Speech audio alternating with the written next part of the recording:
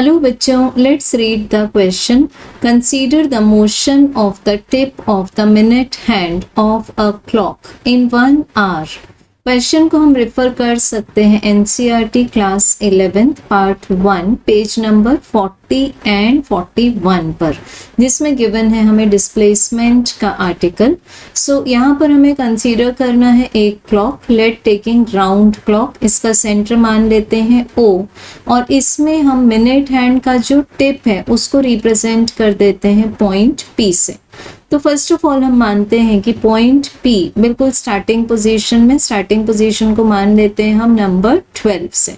सो यहाँ पर जब P है तो जब 1 आवर का 1 कंप्लीट रोटेशन कवर हो जाएगा तो ये जो पार्टिकल P है वो उसकी फाइनल पोजीशन भी P ही मेंटेन हो जाएगी. इट मीन्स यहाँ पर 1 राउंड के बाद में डिस्प्लेसमेंट हो जाएगा 0, but distance covered will be equals to the circumference. तो मान लेते हैं इस सर्कल की रेडियस है r. So distance covered will B 2 pi multiplied by capital R. So option 1 दिया है हमें the displacement is non zero. The displacement is non zero तो गलत है क्योंकि एक राउंड के बाद में डिस्प्लेसमेंट 0 हो चुका है. Then option 2 the distance covered is 0. This is also wrong because distance covered is 2 pi times the radius. Third the average speed is 0.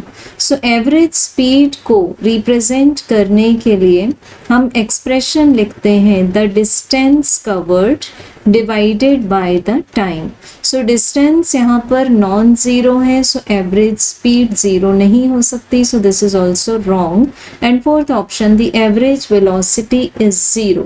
तो एवरेज वेलोसिटी को हम रिप्रेजेंट करते हैं by the ratio of displacement per unit time.